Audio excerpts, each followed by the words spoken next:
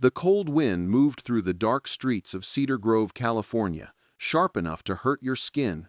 And one 8-year-old black girl named Lena Parker rode her old bike, her fingers numb on the handle, trying to finish one last delivery before midnight.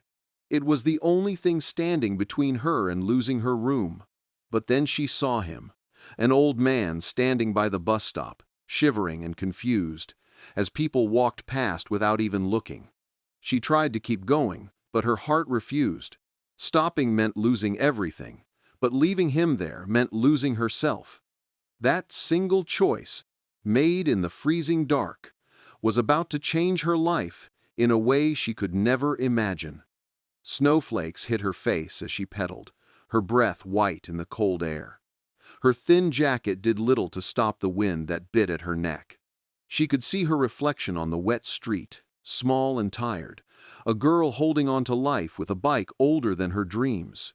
The smell of smoke and gasoline hung in the air.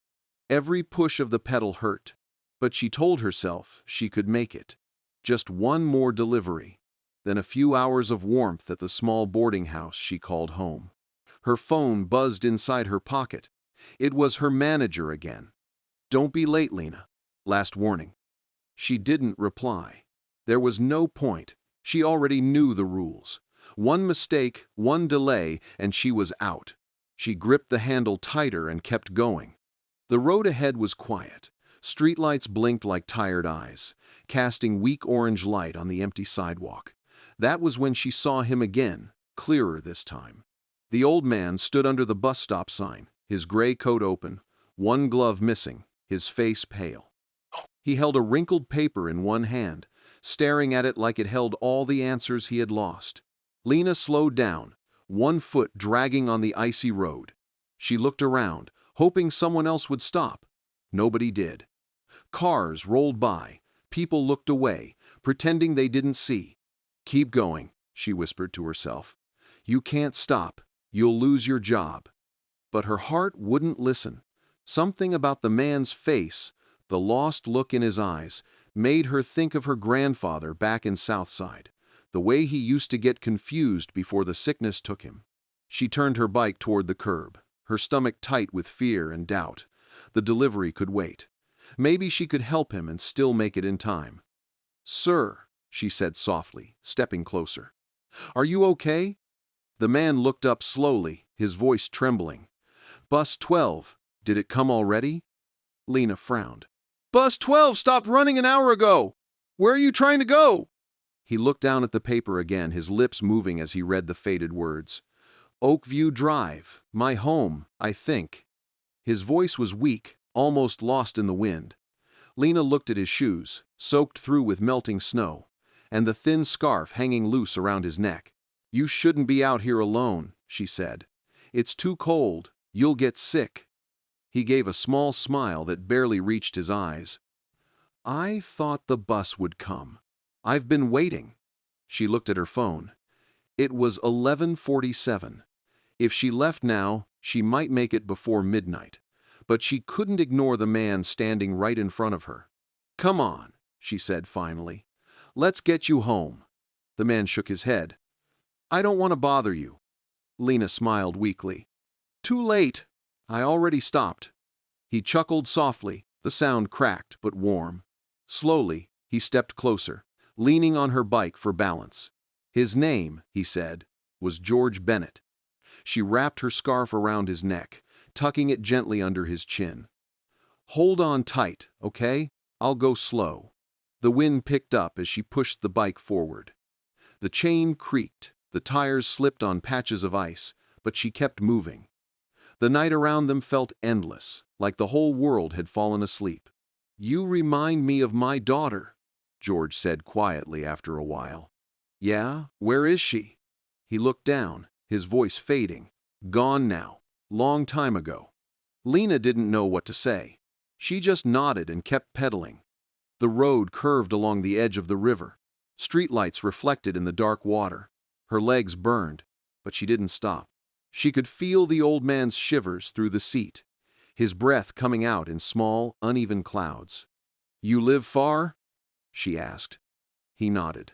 "Oakview Drive." Up by the hill. There's a white gate. Figures, she muttered. Always a hill. He laughed softly, and for a brief moment, the cold didn't feel so heavy. By the time they reached the edge of town, her phone buzzed again. She ignored it. She didn't need another threat from her boss. She had already chosen what mattered. They passed an old gas station, its lights flickering. The air smelled of rust and frozen earth. George's hands trembled. Lena stopped for a second, opened her delivery bag, and pulled out a small grocery blanket she used to wrap food. She covered him with it. "You'll be fine," she said gently. He nodded. "You're kind. People don't stop anymore." "Yeah, well, I guess I didn't learn the rules right." They both laughed quietly, the sound carried by the wind. Minutes later, her bike struggled up the long hill toward Oakview Drive. The snow got thicker, the air colder. She could feel the pain in her knees, but she refused to quit. "You can rest," George said softly. "You've done enough." Lena shook her head. "Not yet, we're almost there." When they finally reached the top, she saw it, a long fence, white paint chipped, a small mailbox that read Bennett. "This it?" she asked. George's eyes lit up faintly. "Home," he whispered. Lena helped him off the bike. He leaned on her shoulder as they walked to the door. A motion light turned on above them. She knocked once, twice. After a few moments, the door opened. A man in a housecoat stood there, shocked. "Mr. Bennett! Good Lord, where have you been?" George smiled weakly. "Went for a ride." Lena stepped back, unsure. "I just found him at the bus stop. Didn't know where else to take him." The man looked at her with real gratitude. "You did the right thing. Thank you." George turned to her. His eyes were clearer now. "You saved me, child." Lena smiled, her voice small. "Just glad you're home, sir." She turned to leave, but George called after her. "Wait, what's your name?" "Lena," she said. "Lena Parker." He nodded slowly. "I won't forget that." As she rode back into the cold night, her hands numb and her stomach empty, she whispered to herself, "Worth it." But when she reached her street, everything changed. Her boarding house was dark. Her things sat outside the door in a plastic bag covered with snow. A note taped to the door read, "Rent late, lock changed." Lena froze. Her key didn't fit anymore. She knocked, called the landlord's name, but no one came. The cold wrapped around her like punishment. She sat on the steps, holding her bag close, her breath shaking. "You did the right thing," she told herself, but her voice broke. Snow fell harder now, soft but merciless. The street was empty. No one saw the girl sitting in the cold, the same one who had just saved a man's life. She looked up at the dark window that used to be hers and whispered, "Maybe good things don't pay back." But somewhere far away, in a warm house on Oakview Drive, George Bennett was still awake, staring at the scarf she left around his neck, wondering how a stranger with nothing had given him everything. And that was how it began. The night two lives crossed in the cold, both unaware that their paths would never separate again. The morning light came slow and pale over Cedar Grove, spreading across the empty streets like it was afraid to touch them. Lena Parker had not slept. She sat beside her bike all night, her back against the frozen wall of the boarding house, watching her breath form small white clouds. Her fingers were stiff, her stomach empty, and her eyes heavy from tears that never really came. The scarf she had given to the old man was gone, and so was her home. When the sun finally rose, it didn't bring warmth. It only showed her what she already knew. Her bag sat on the step beside her, filled with the last pieces of her life, 2 shirts, 1 pair of jeans, and an old photo of her mother. She picked it up slowly, brushed off the snow, and whispered, "I tried, Mama. I really did." Her phone, half dead, buzzed weakly in her pocket. It was her manager. She hesitated before answering. "Lena?" His voice came through sharp. You missed your last delivery last night, the customer complained. I know, she said quietly. There was an old man lost at the bus stop. He could have. I don't want excuses, he snapped. You were hired to deliver, not play hero. You're done. Bring your uniform by the end of the week. Please, she said softly. I just need another chance. I didn't do it for money. But he hung up before she could finish. The silence that followed was louder than his words. She looked at her phone until the screen went dark again. Then she slipped it into her pocket and whispered, Okay, I get it. The streets were almost empty now. Shops were still closed, and the air smelled like wet pavement and smoke. She started walking, her bike beside her, the tires cutting through slush. Her legs hurt, but she kept moving. She didn't know where she was going. She just needed a place to breathe. After a few blocks, she saw a small convenience store with a flickering open sign. Warm light spilled through the window. She stood outside for a moment, unsure if she should go in.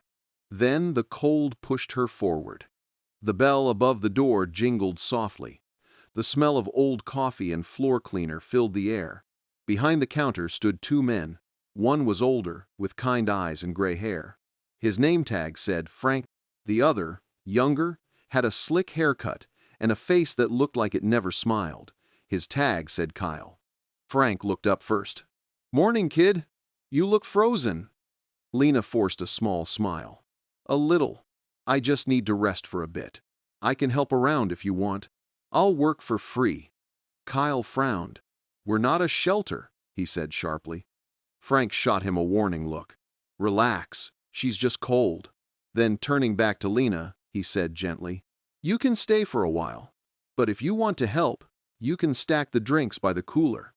Thank you, sir, she said quietly. Frank nodded and went back to the counter. Kyle muttered something under his breath, but Lena pretended not to hear. She set her bag down in the corner and got to work. Hours passed slowly. She moved bottles, cleaned shelves, and swept the floor.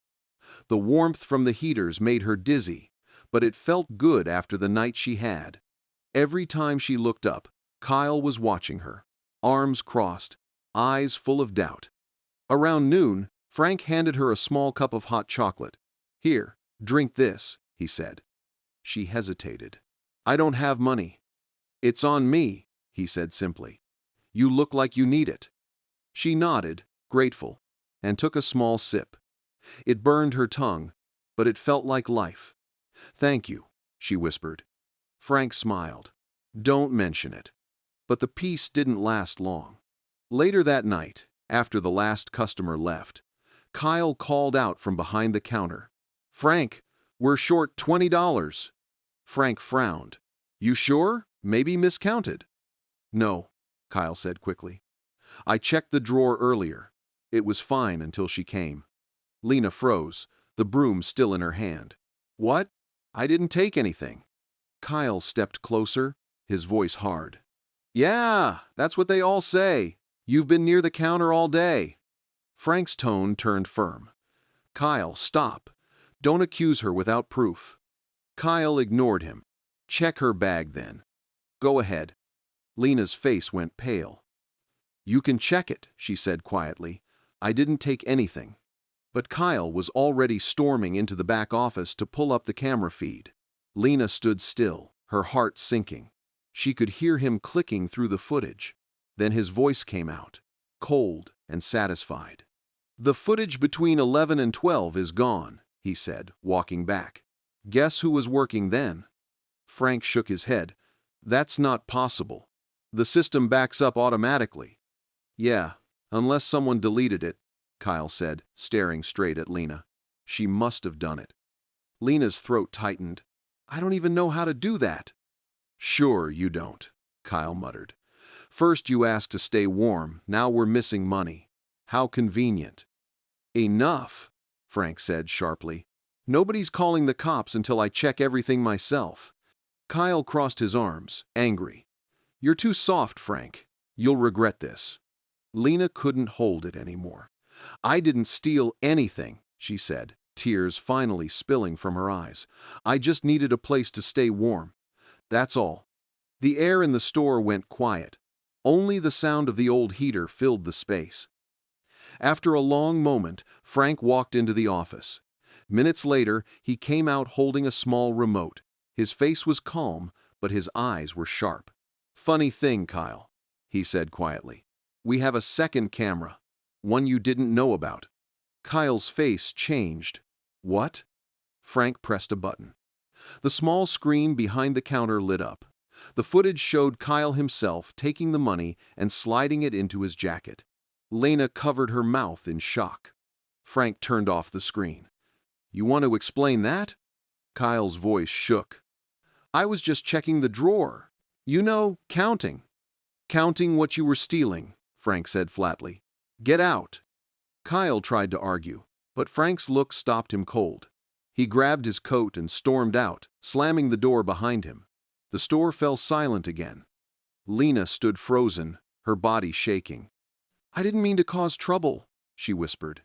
Frank sighed softly. "You didn't. He did. You're safe now." She wiped her eyes. "Thank you. You believed me when no one else would." He gave a tired smile. "Didn't need belief, just needed to look at the truth." He pointed toward the back. "There's an old cot in the storage room. It's not much, but it's warm. You can rest there tonight."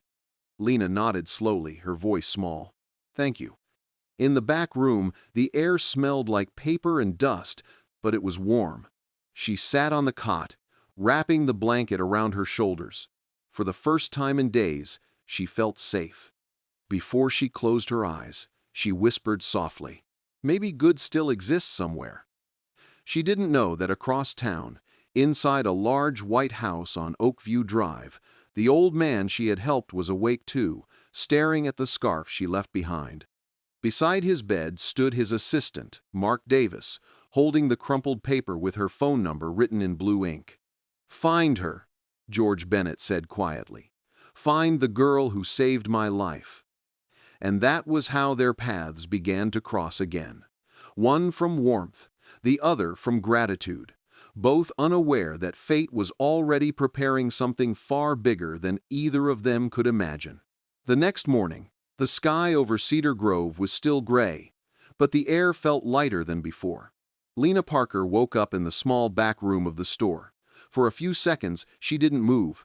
She listened to the sound of the heater humming and the faint traffic outside. Then the memory came back. The night, the old man, losing her room, the fight with Kyle, everything. She sat up slowly, rubbed her eyes, and whispered, "I made it through." When she stepped out, Frank was already at the counter, reading a newspaper with a cup of coffee in his hand. He looked up and smiled softly. "Morning, kid. Sleep okay?" Lena nodded. "Yeah, thank you again. I'll head out soon, don't want to bother you." Frank shook his head. "You're no bother. I called the delivery company, told them what happened. Maybe they'll listen." She smiled weakly. "They won't. But thanks for trying." Before Frank could answer, the bell above the door jingled. A tall man in a black coat walked in. His shoes were too clean for that street, his face calm but serious. He looked around, then fixed his eyes on Lena. "Good morning," he said politely. "I'm looking for someone named Lena Parker." Lena froze. "That's me," she said quietly. The man nodded. "My name is Mark Davis. I work for Mr. George Bennett." The name hit her like a spark. "The old man?" she whispered. Mark smiled. "Yes, ma'am. He remembers you. He asked me to find you." Frank looked up, surprised. "You mean the man she helped last night?" "That's right," Mark said. "He wants to thank her in person. He's been talking about her all morning." Lena's throat went dry. "He doesn't need to thank me," she said softly. "I just did what anyone should do." Mark shook his head. "He insists. He asked me not to come back without you." Lena looked down at her hands, still dry and cracked from the cold. "Is he okay?" Mark nodded. "Better than last night. But he said he wouldn't rest until he saw you." Frank smiled gently. Go, kid. Sounds like you made quite an impression. Lena hesitated, her voice shaking. You sure? I can come back and help later. Go, he said again. I'll keep your things safe. She nodded slowly, grabbed her coat, and followed Mark outside. The air was sharp but clean. A black car waited by the curb, shining against the gray sky. Mark opened the door for her. It's okay, he said quietly. You're safe. She climbed in, her hands shaking a little. The seat was soft, the smell of pine and leather filling the car. As they drove through the streets, she watched Cedar Grove pass by the cracked sidewalks, the small shops, the places she'd ridden past 100 times. But everything looked different now, quieter, like the world was holding its breath. Mark spoke after a while. Mr. Bennett told me you helped him when no one else would. You wrapped your scarf around him, got him home when he couldn't remember where he was. Lena looked out the window. He looked scared. I couldn't just leave him there. Mark nodded slowly. Most people did. The car turned onto a long driveway lined with bare trees. At the top stood a white house with tall windows and a gate covered in ivy. Lena stared, recognizing it from the night before. This is where I brought him, she whispered. Yes, Mark said softly. He's been waiting for you since morning. The door opened before they even reached it. George Bennett stood there, wearing a clean sweater and holding a cane. He looked stronger than he had last night, his eyes clear and warm. There you are, he said, smiling wide. Come in, child. Lena hesitated at the door. You really didn't have to send someone for me. George chuckled. You didn't have to save me either, but you did. She smiled a little and followed him inside. The house smelled of coffee and old wood. A fire burned gently in the fireplace, and soft music played from a radio nearby. Sit down, he said kindly. You must be tired. Lena sat on the edge of the couch, her hands folded in her lap. I'm glad you're okay, she said softly. I'm better than okay, George said. You gave me back something I thought I'd lost. She frowned. What's that? Faith, he said quietly. I thought the world had forgotten what kindness was. But then you stopped for an old fool in the cold. She smiled shyly, her eyes down. Anyone would have. He shook his head. No, they wouldn't. I watched people walk by me for almost an hour. You were the only one who stopped. The room fell quiet for a moment. The sound of the fire crackled softly. Tell me, Lena, George said gently. Where do you live? Her face tightened. Nowhere, really. I lost my room last night. I got fired, too. George's smile faded. Because you helped me? She nodded slowly. It's fine. I'll figure something out. He leaned back, thinking for a moment. Then he said, You won't have to figure it out alone. She looked up, confused. What do you mean? I have more rooms here than I need, he said simply. You can stay here for a while, at least until you find your footing. Her eyes widened. I can't do that. It doesn't feel right. It's not charity, he said firmly. It's gratitude. She hesitated. I don't want to take advantage of you. He smiled softly. You gave me warmth when you had none. Let me return the favor. Lena didn't know what to say. For the first time in her life, someone was offering help without asking for anything back. Just think about it, he said. If you stay, I can even help you go back to school. I've been wanting to start something, a small foundation to help people like you, people who try to do good even when life is unfair. Me? She said quietly. Why me? Because you understand what struggle looks like, George said, and you still chose kindness. Lena's eyes filled, but she blinked hard, refusing to cry. I don't know what to say. Say you'll stay for a while, he said gently. That's enough for now. She looked down at her hands, then up at him. Okay, she said finally. Just for a little while. George smiled, relief washing over his face. Good. That's all I ask. Mark appeared at the doorway, nodding respectfully. "Shall I show her to the guest room, sir?" "Yes, the one with the garden view," George said. Lena stood, still unsure if any of this was real. As she followed Mark up the stairs, George called after her, his voice warm. "And Lena," he said, "thank you again. You didn't just bring me home last night, you brought me back to life." She turned slightly, her voice quiet but steady. "You don't need to thank me anymore." "Maybe not," he said with a smile, "but I will anyway." The hallway upstairs was wide and bright. Mark stopped at a door and opened it. The room was beautiful, with soft sheets, a window overlooking the snowy garden, and sunlight spilling across the floor. Lena stood there, speechless. "This is for me?" Mark nodded. Mr. Bennett insisted. She stepped inside slowly, running her hand along the edge of the bed. It had been years since she'd slept somewhere that didn't feel temporary. "Tell him I said thank you," she whispered. Mark smiled. "You can tell him yourself in the morning. He won't stop talking about you anyway." When he left, Lena sat on the bed, staring out the window. The garden below glowed softly under the winter light. For the first time in a long while, she felt safe. She felt seen. And somewhere deep inside, she knew her life was never going to be the same again. Dear viewers, this story reminds us that one small act of kindness can change a life forever. Lena Parker didn't have much, but she gave from the little she had. She stopped for someone everyone else ignored, and that single choice became the bridge between pain and purpose.